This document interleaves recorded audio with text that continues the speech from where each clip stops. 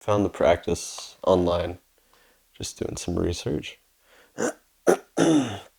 One of the, more prominent names, I would say, that came up. Um, I've been dealing with gyno for practically my whole life since I was young. Yeah, do you feel it was like hormone triggered? Yeah, I think genetics too. I think, uh, my father had it too. So Yeah. Do you feel like it's like affected you in your mental health? yeah, I think so. Makes me more anxious, less confident in general. I have some back problems as well because I'm always hunching over, uh, always looking down at the floor because of that. Whoa. So Yeah. So like it it made you change the way you carried yourself. yeah, Yeah. big time, definitely. When you tell people, have you ever shared that with like family or friends? It's like something that you deal with in a way? No, it's hard to, because it's such a point of uh,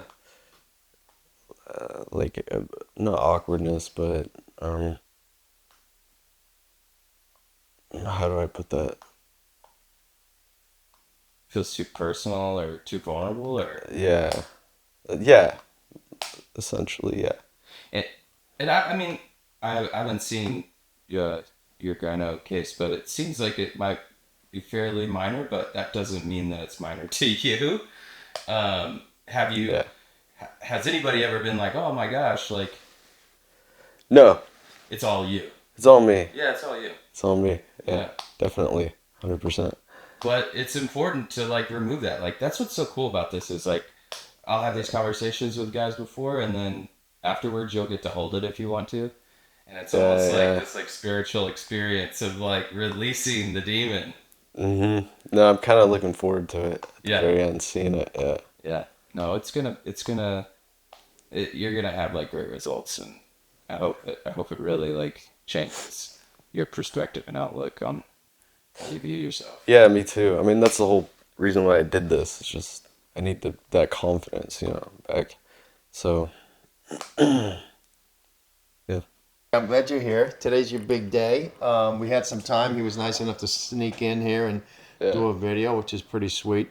And you believe in the mission of helping people, Yeah, sure. the people that suffer from this, right? So you've Yeah. talked a little bit about what it's done for you, right? Right. Bad stuff, right? Yeah. My back. Give me a classic example. All the way back. Go ahead. Okay. Tell me what it's done for you. Give me an instance. What do you mean? Like the most uncomfortable situation you've ever been in. Yeah, just Right now, me I was poking gonna on say. there. Right now, me poking on his chest. Get that shoulders back. Yeah, So yeah. remember, guys, a lot of this is posture. He's got to get his chest out. He hasn't stuck his chest out because it just makes his soul stick out. So most uncomfortable time in his life is right now with me mashing on him. But we do this several times a day, which is always kind of funny. Got a Yeah. good sized mass in here, actually. So he's got Do all it. this stuff in here. And if I remove all this and don't contour this a little bit, it's going to look a little bit awkward. So, the main area here is going to be right here.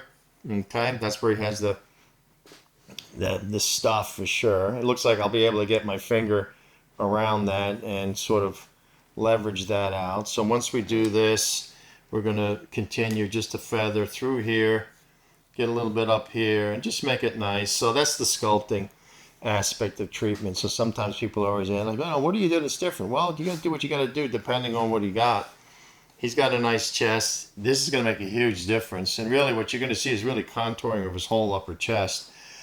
And then once this is more V-cut and more defined, it's like a huge difference. He's got puffy nipples for sure, and he's got that stuff underneath there. So a classic case.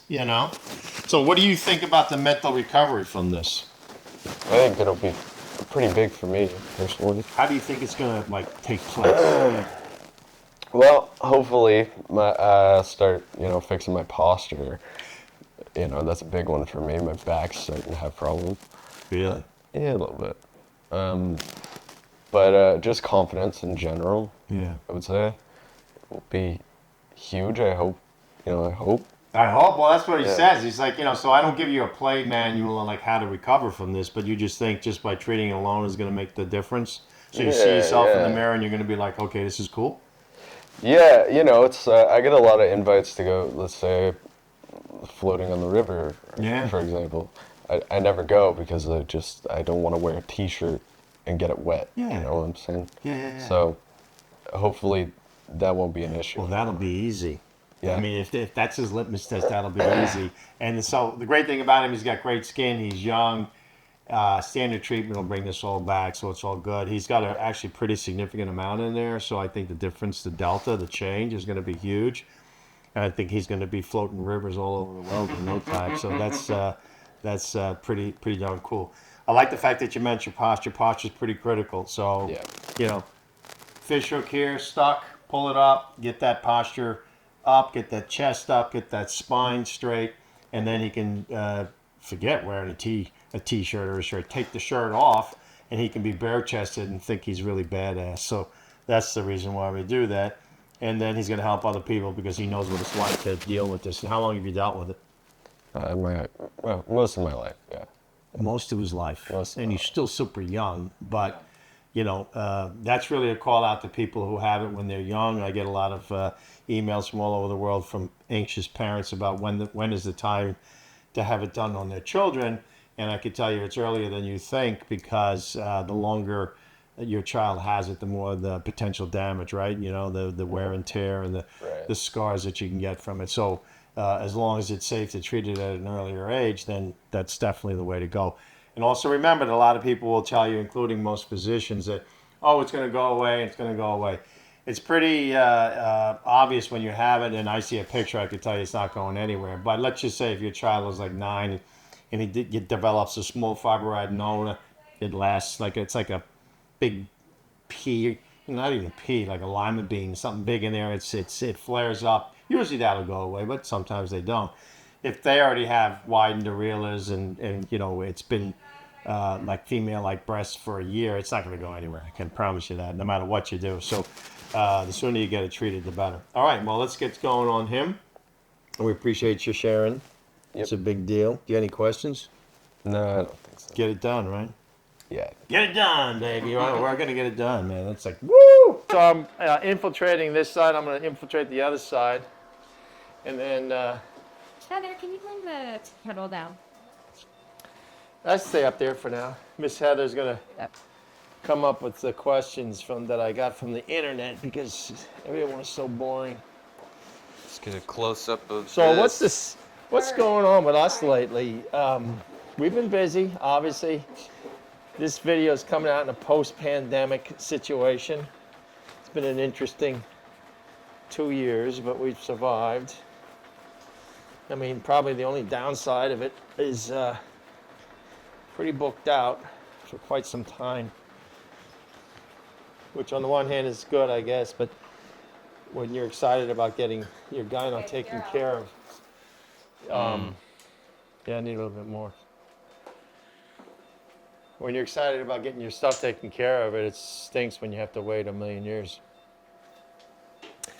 But I think it's well worth it. It's kind of fun.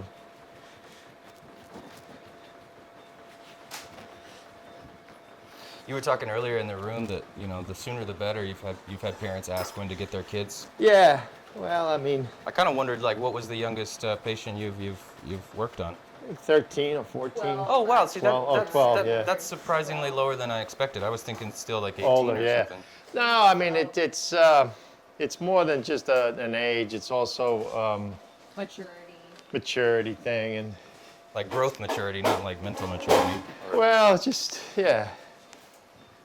It's a procedure. We understand that they're young and I had kids and I was a kid, so we kind of get it. We kind of get it. So we're not going to take on any kids that are not ready. Oh, did you hear it? Yep, there you go. The whole point, though, is that the earlier you get it treated, and the less you got to deal with it, and the scars that you get from it. So not little scars, but these sort of mental issues, which by the way, it's mental, what is it? Mental Awareness Month? Mental Health Awareness Month, yeah. Yeah, so golly, there's a lot of mental health issues related to the pandemic alone, and now we got gynecomastia on top of this. It's like, oh my God, take something off my plate, you know? So it's real, we get it. And gyno's real too, we get that. So mental illness awareness month. We can all use a little boost. All right, so Vanna, why don't you ask us the first question that was on that? Okay, team consultation is not here. What causes gynecomastia? Oh man. So what causes? And again, these are from the internet. So these are the questions that you folks are obviously submitting, and Google is turning around and saying, okay, this is what people are searching. So, needless to say, for a lot of people, they're like, geez, you know, they kind of notice this, and then they're like, do I have it or not, you know? And so then everybody wants to know, you know, naturally, if I have something, then what caused that something? And the answer is, well, the answer is sort of interesting in a way that there are various causes, but all involve sort of a common theme, which is a unbalanced situation between the sex hormones. So the two major sex hormones are estrogens and testosterone, okay? And this is, we all have both actually, but in different ratios. And so it's this ratio imbalance probably at a critical time that causes the development of tissue. So suffice it to say that behind each nipple here is an area of tissue that we all have. And when we start to develop puberty changes, okay, which used to be older and now it's getting younger for whatever reason. I think it's average age now, maybe 10, somewhere in there. But it could start 9 for some people. And they develop some changes, some tingling, some pain maybe. And that's suggested to be, can you cool it off in here? That's suggested to be normal, okay? We all kind of go through that. And in men, the ratios are acutely off, right? They develop this tissue, and then typically it goes away. But some cases it doesn't, in which case that's how they develop gynecomastia.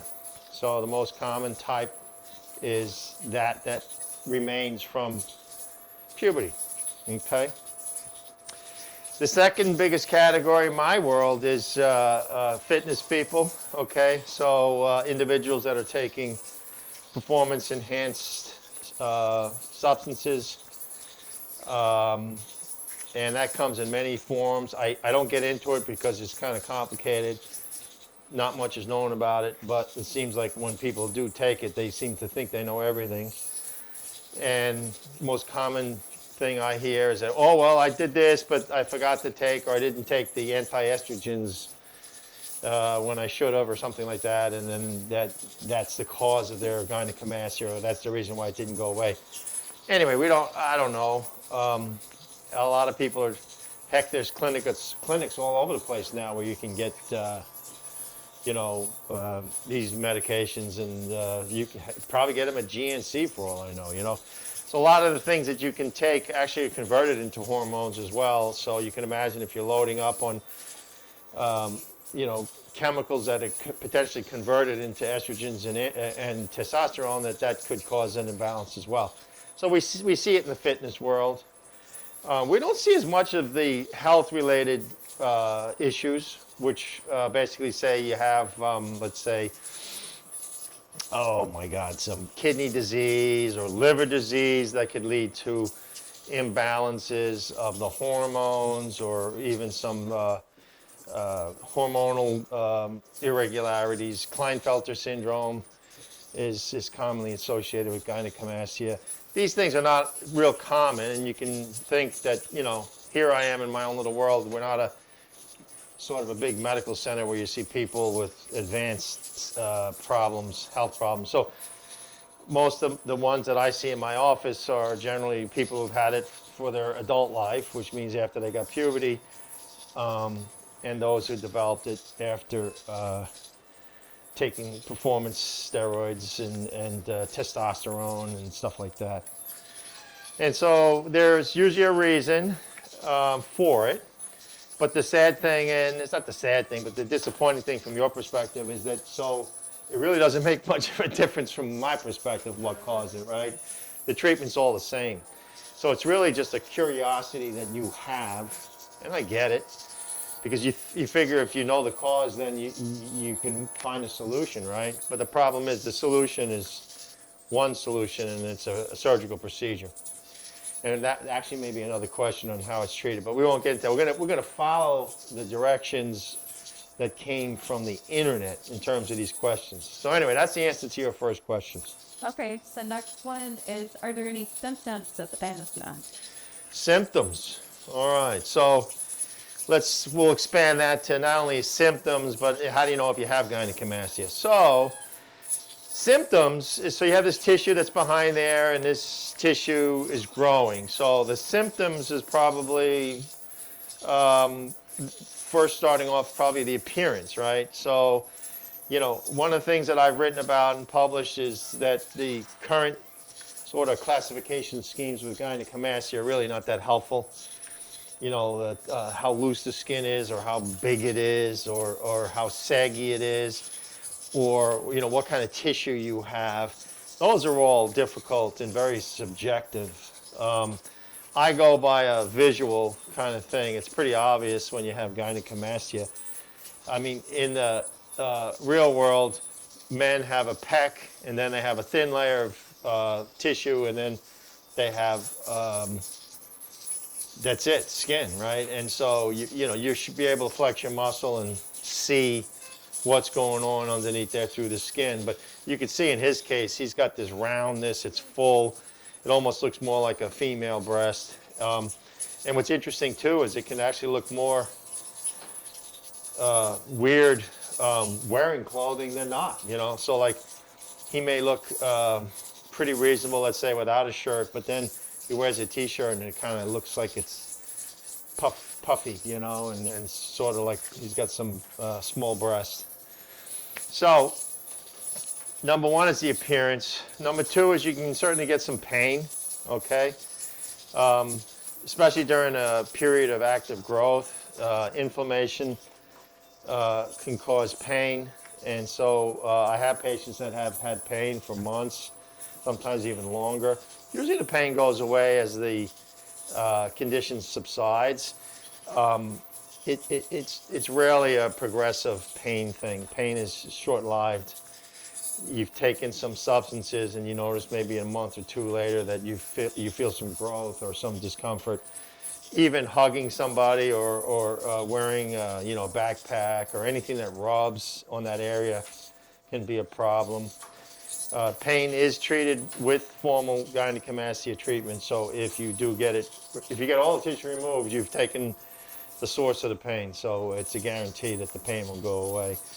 Puffy nipples is commonly described as a key component to the condition. So puffy nipples, a normal areola is small, it's flat. He's got actually really small areolas, so that just means that this tissue behind him hasn't pushed through that much, and that's called herniation. For other people, herniation it's pretty obvious. All of a sudden it gets bigger. It happens in warmer temperatures, in different situations. That is because these little muscles that you have in the skin contract with colder temperatures and in stimulation. So a lot of people will go around and they just kind of pinch it, and that'll help it to shrink down because it just excites the small little smooth muscles that you have in the skin itself, the dermis, and that pulls it together and makes it contract. That usually gets better, the contraction, after the procedure, but the reason why the nipple areolar complex gets smaller is it's the tissue that was forcing it out is no longer there, so therefore it just collapses and gets smaller, which is a good thing.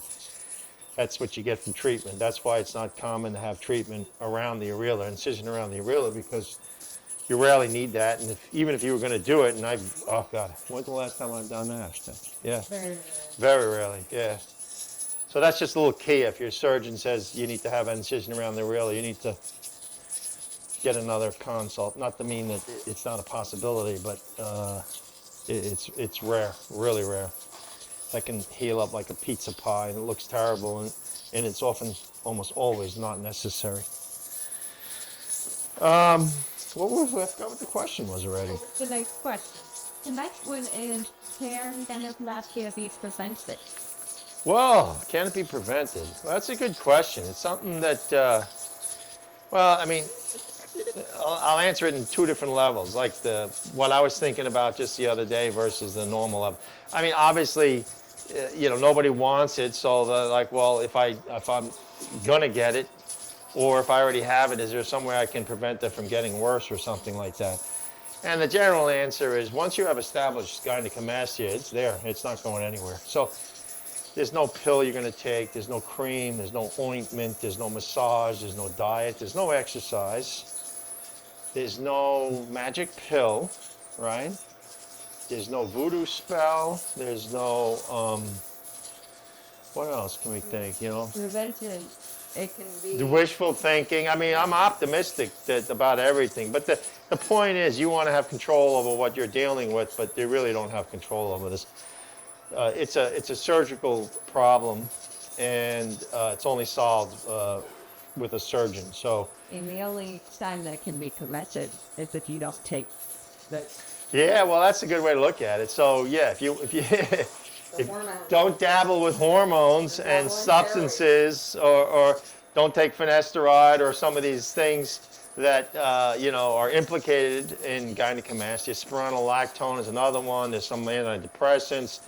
There's a bunch of stuff that's implicated in it. But the incidence is so low that you have to sometimes just accept that nothing's perfect, and you still may want to take whatever it is that you want to take. But prevention is something I thought about, and I thought about in some early cases where people develop like irritation and inflammation and some pain, and they're getting a small bump.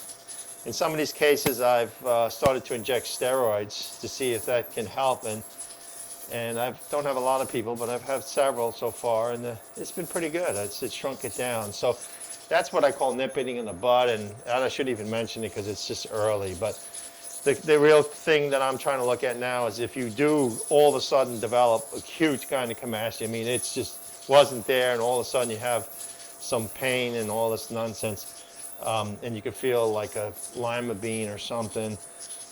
Is there something you can do to ward that off? And I'm working on that. But other than that, there's really nothing that will make this go away other than treatment.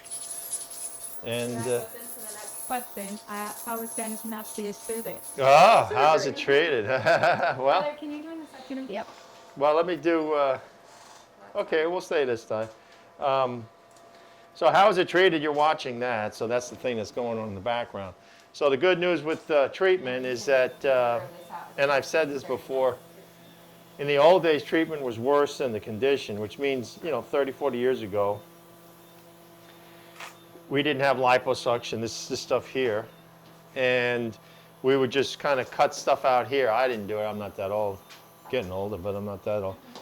They would just cut this stuff out, and then they just left a scoop. It's like if you took a shovel and dug a piece of the dirt here in the ground, you'll end up with a hole. And there was no way of sort of evening out the rest of the chest, right? And so people came back with these sort of funky outcomes. And the whole treatment of gynecomastia was really not that systematic. If there's, I think if there's any contribution I've made among others is that what I try to teach everybody, the world, is that the way I'm doing it is applicable to all cases, except for skin removal cases. So skin removal is where you're cutting skin out and moving nipples. But for everybody else, this works. I mean, works nice. It's consistent. It's reliable. It's safe. And we certainly don't have treatment was worse than the condition. It's not perfect. Nothing is perfect.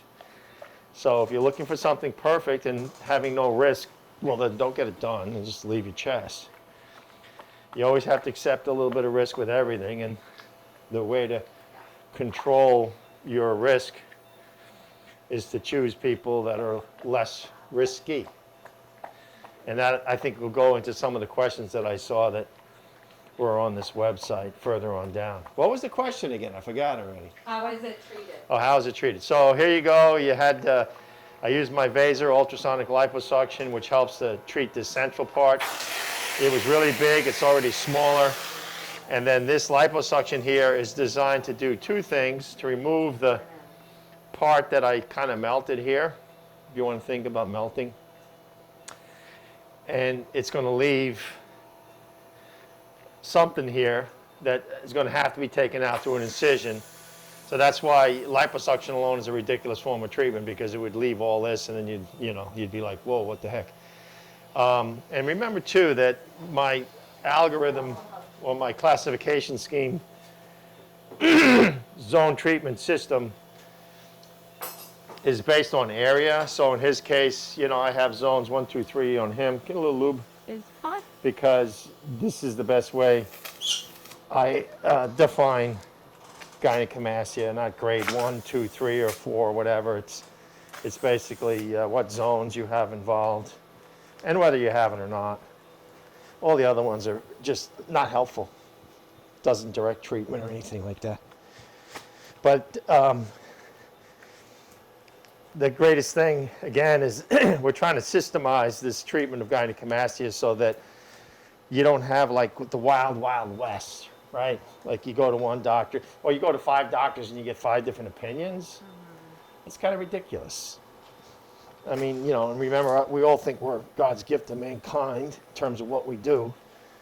But, some results are just more accurate and consistent than others. Some procedures, I should say.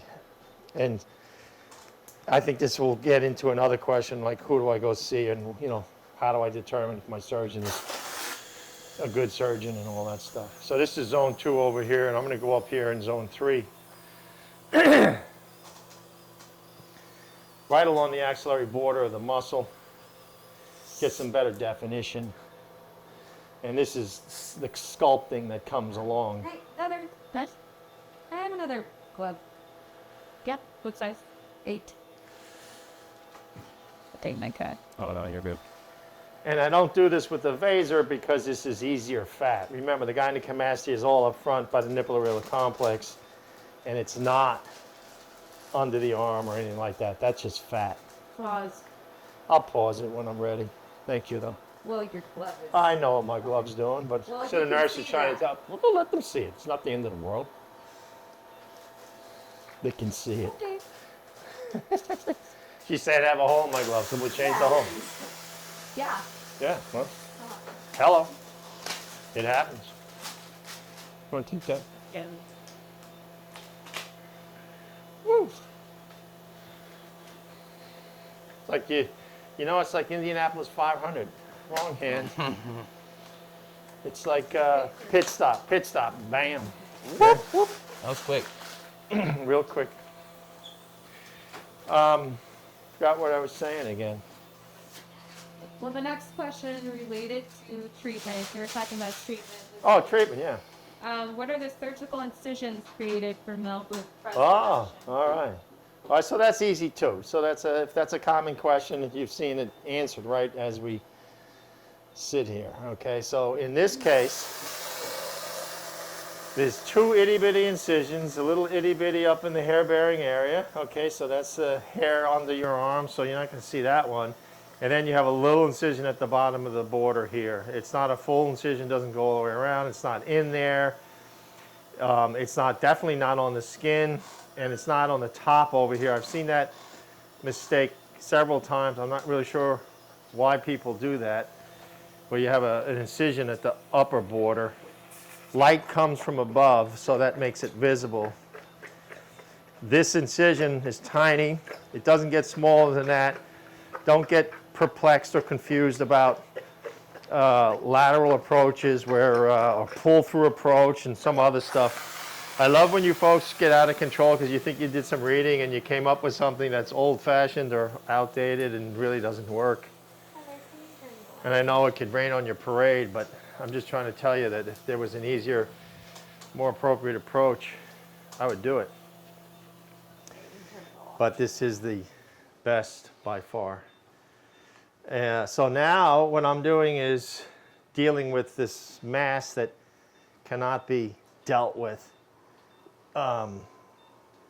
without making an incision and getting in there with my Stevens scissor and freeing this all up, because freeing this up, this is the stuff essentially that's left after I've done vaser and liposuction.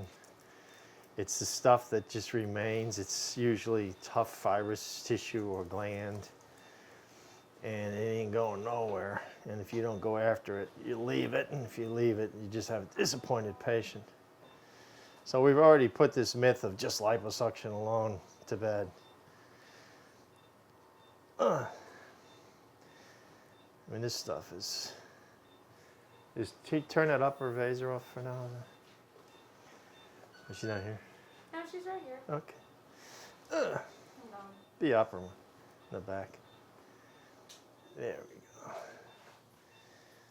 And so I'm actually trying to work this out through a pretty darn small incision. I oftentimes will get my finger in here, but I'm thinking I can get this out without my finger. It's not a challenge. It's just make the incision a little bit bigger. Wouldn't be the worst thing in the world. But I just want to make sure I get it all out.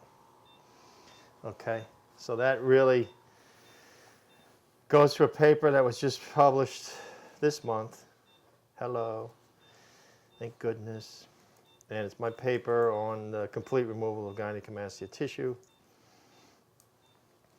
And the myth is that you have to leave tissue there so you don't have depression or something. And I think I've put that to sleep in the sense of, no, you can remove it and you can get your cake and eat it too.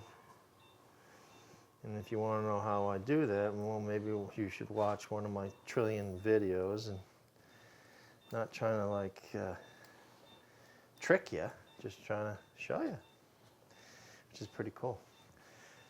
Anyway, so watch me. So you could see the perimeter that goes out here. And I'm just trying to get this out through a small incision. Trying to detach it from the underlying muscle.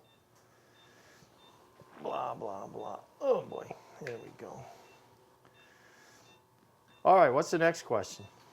So this is how I treat it, right? Okay, so treat it like this. You're watching this, and you can watch it in the other videos.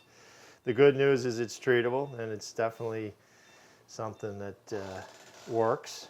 The next question you've already answered is liposuction used to treat gynecomastia. Oh yeah. So people ask, I mean, do you need to use liposuction? Well, in this case, you can see I had to because I wanted to contour these lateral zones. I had to contour around this.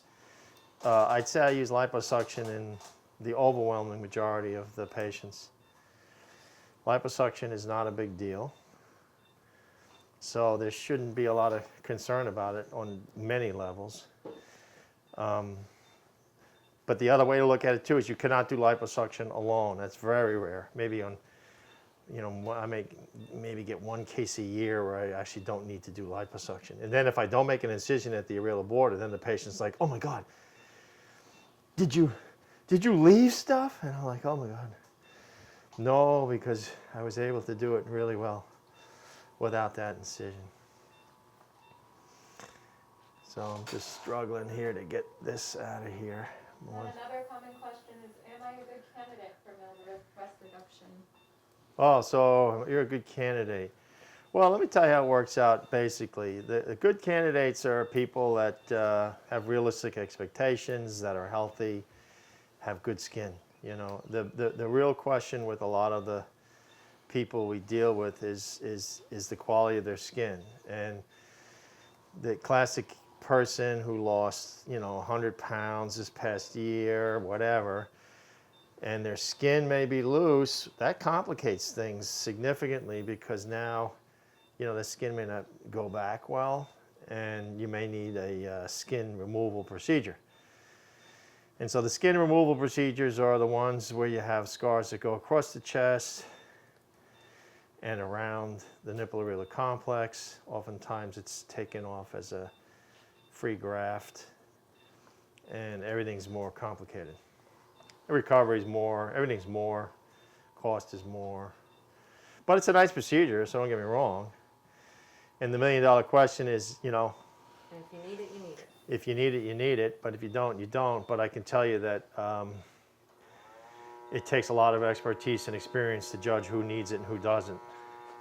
Okay, so I'm done with that. I removed that, so that's the good part, the central part. I feel a little bit of stuff in here, and I'm going to show you. Can you get my cheese grater?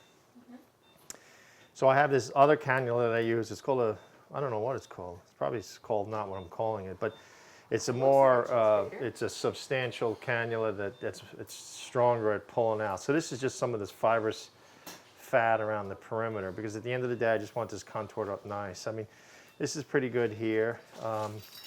That's my upper flap, and that's my lower flap if I'm going to suture that, but I still want to contour this a little bit more to get the ideal sort of manly contour. And this is the art, by the way. So, what you've seen me do is these pieces, but these little things that I do now are art. Okay, getting this chest so it's masculine, looks good. He's happy, I'm happy. All that kind of stuff. Really the bottom line. If you're not happy, what's the point, right? So you could see this canyon's a little different, but it's got a little bit of a scrapey edge there. And I'm gonna just use this hand as sort of like the sensory hand, and I use this hand as the motor, and I'm kind of contouring in here. You could see all that stuff filling up, and I'm liking the change already. Woohoo! This is nice cannula. I was introduced to this cannula by my Vaser rep, my ultrasonic liposuction. So I'm thankful for that. It really helps to minimize the incisions and get me a better result. Used in selected patients, right? Oh, yeah. I was very concerned.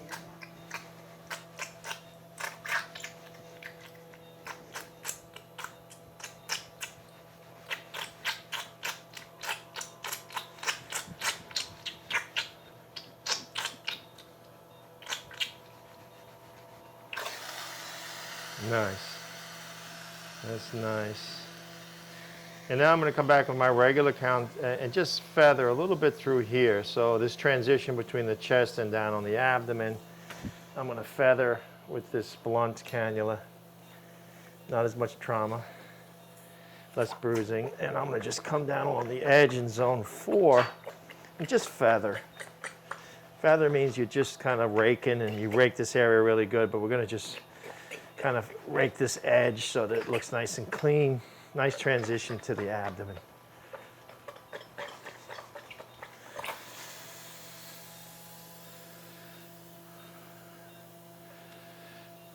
Voila. I think I feel a little bit of just a little extra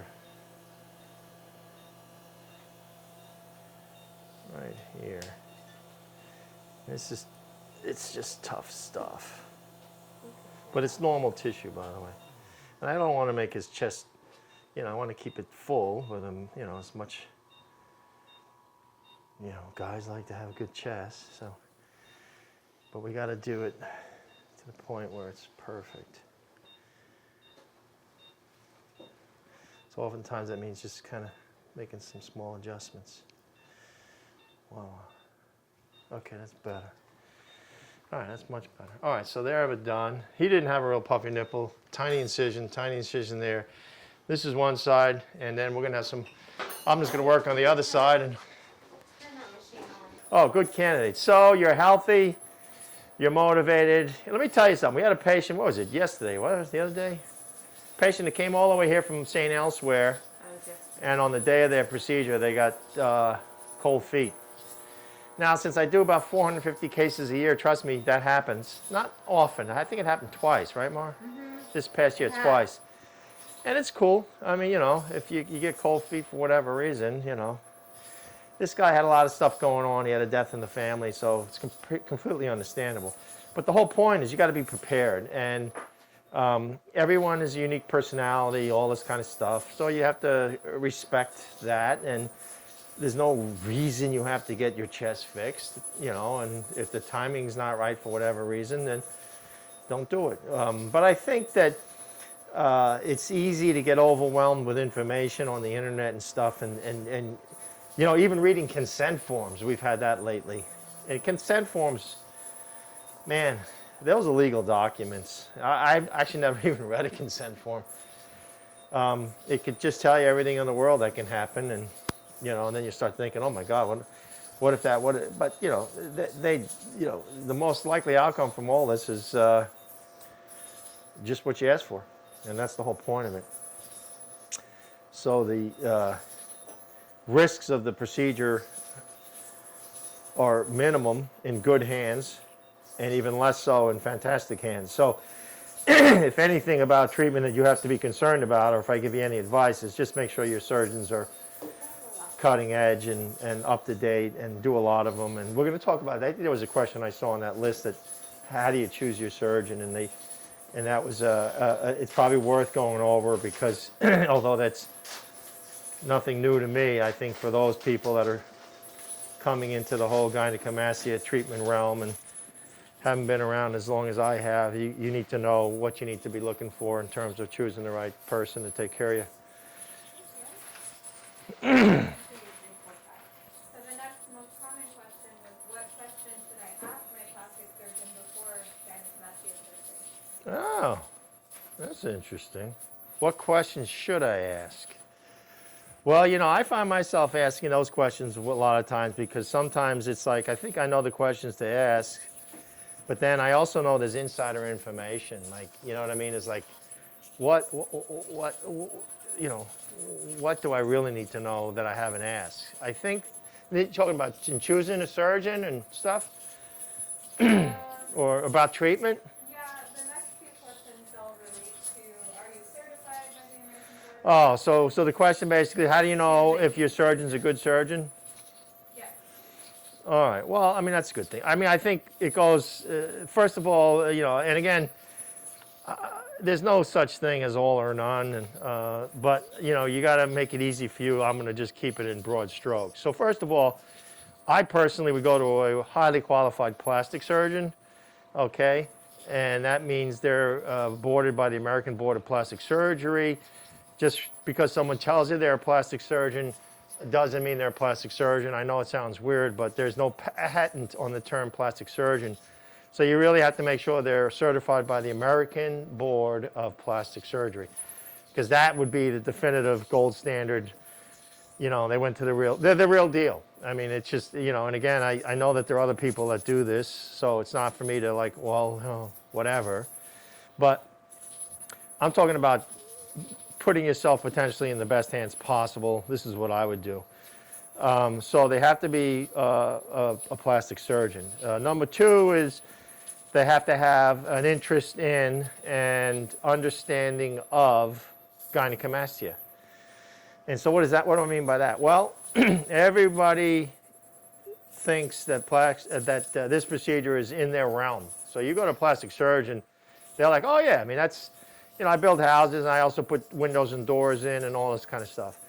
The problem is, that there's plumbers who do the plumbing and there's, electricians who do the, so it's the same thing in plastic surgery, that even though it may be in the general domain, it certainly helps when you have a focus on something and when you do a lot of that something, So what have I learned about doing about 5,000 of these? Well, never perfect. You've heard me say that a million times, but definitely practice makes it better, right? So there's hardly a situation that can come up that I haven't been in before or dealt with or anything like that. I'm constantly sort of saying to myself, how can I make it better? And I can't tell you how lucky I am to have the enormous volume of patients that comes my way, because it's practice, right? Practice makes And the papers that I published are all reflections of the large volume of cases that I've done. And for that, I owe you all my previous patients, a great form of gratitude. Because if it were not for you, I wouldn't have been able to publish these things and possibly help other people all over the world. So I'm very grateful. And you guys know that.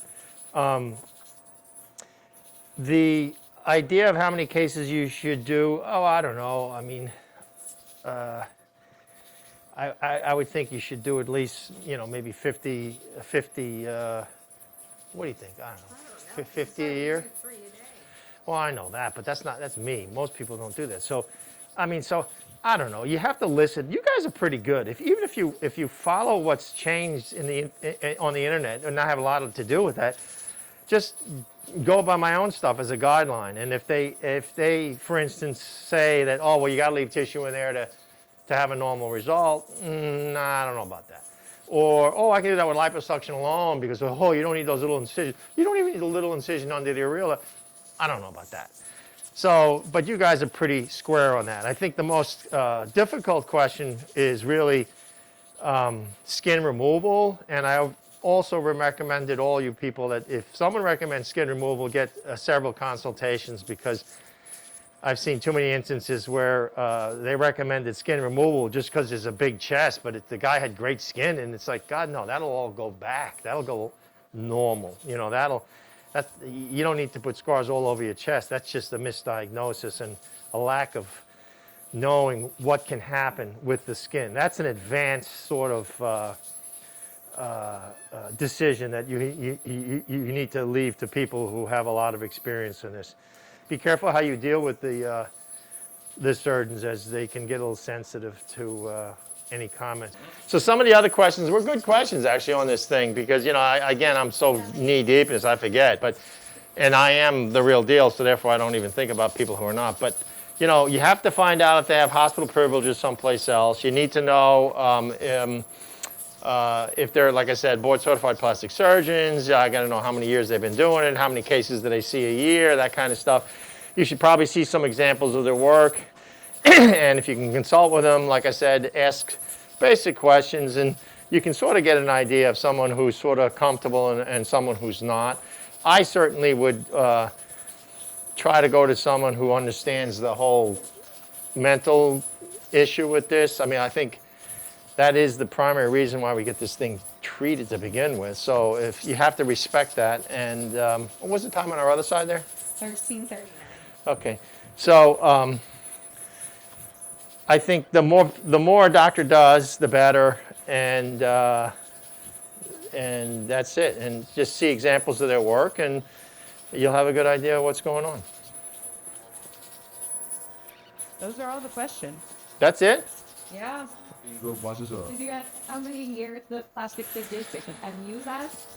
Yeah, years of training is good. If a doctor's in his 50s and 60s, they've been doing it. Yeah. Remember, my life as a plastic surgeon, I didn't graduate my residency program until I think I was 30. So, I hit the street when I was 30. And so I've been only in it 10 years, when I was 40. So you get the math. And I'm 50, 60 now. That's why I've been doing it for 30 some odd years. There is a level of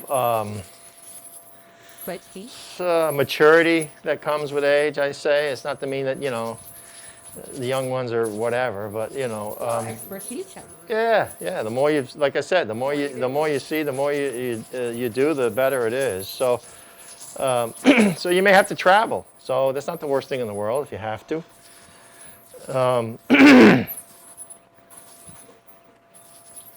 That kind of thing. So there's a rock in here, and I'm still kind of working around this rock. This one actually looks bigger. Does? Well, Yeah, he's a little puffier. But I'm trying to get around this thing. And I have some future studies that I have in mind that I think are going to be cool. I'm just waiting for the right opportunity and some help from some resident doctors to kind of help me. It's hard to do 12 of these a week and follow up and do all the things I need to do and then write a paper. So I get some help in there.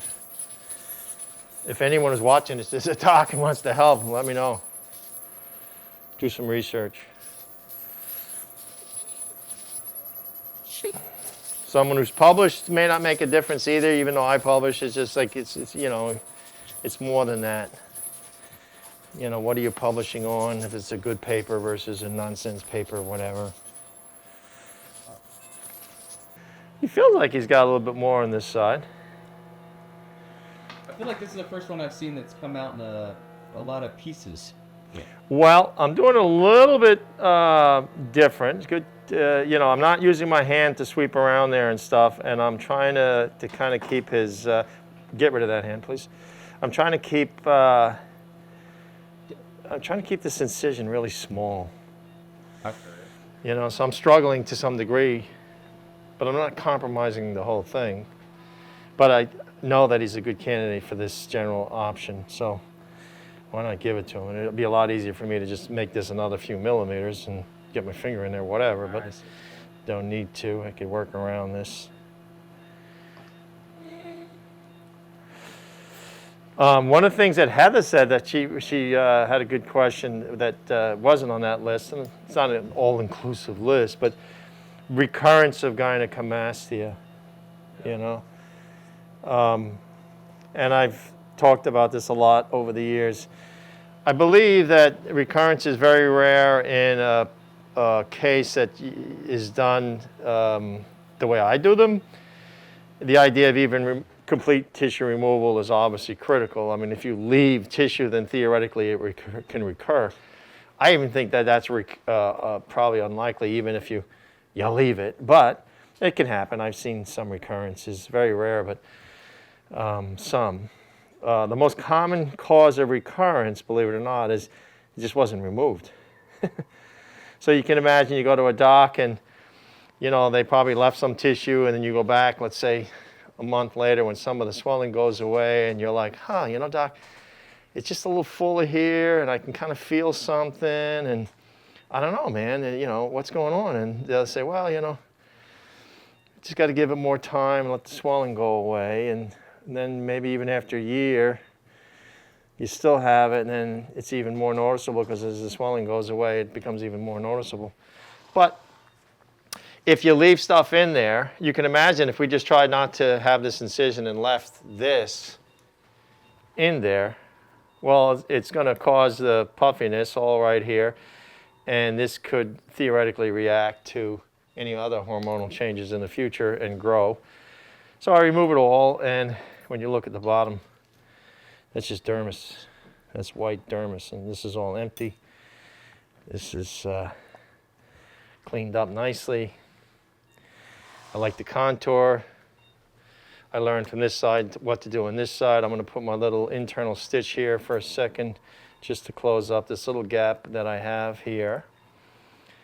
And then Mar is going to close the skin, and we're all done. So recurrence is actually quite uncommon, to answer the question. But you have to have complete removal of tissue. And like I said, the most common cause of recurrence was it just was never removed. And so that's the thing about it. So you can continue to take whatever the heck you're taking, when you think about it. If you're taking finasteride for hair loss, you can take that. If you're taking performance drugs of whatever, theoretically you can take those, because the analogy that I've said before is, I've taken out the engine of your car, so I don't care what kind of gas you put in that tank. It's just, it ain't no engine. It ain't going anywhere.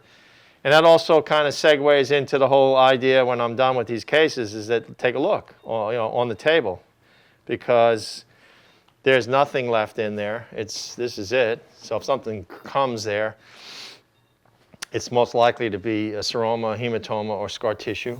Okay, seroma, after a few weeks, it's just extra fluids that are sitting around there in a pool, if you will. A hematoma is you get a bloody kind of poof, fills up this area here, and that usually happens like the day of, like the 24 hours after your procedure. And scar tissue happens generally, 6, 8, 10 weeks up to, like 6, 8, 10 months, that kind of thing. So, so I'm just testing here. That's a little bloodier than I'd like it to be. So what I'm probably going to do is take a look. You turn that light on up over here. Oftentimes it's just a little low pressure, oozy thing. Typically up in this area right here. Yeah.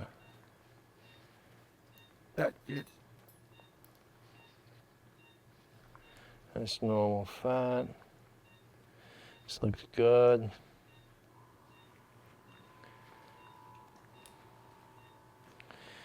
And then the pressure garments that we put on afterwards is usually plenty of pressure just to kind of put enough tension on the skin here that if there's a little bleeding in there, it just kind of stops on its own.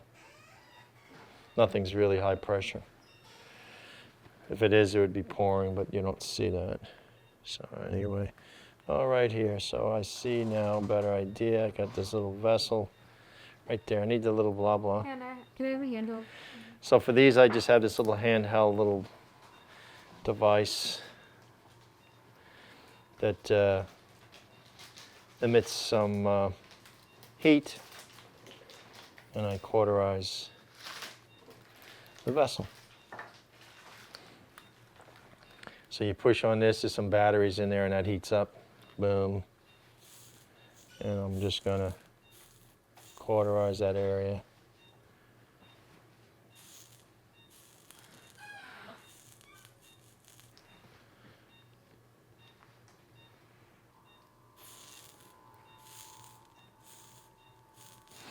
Mm-hmm.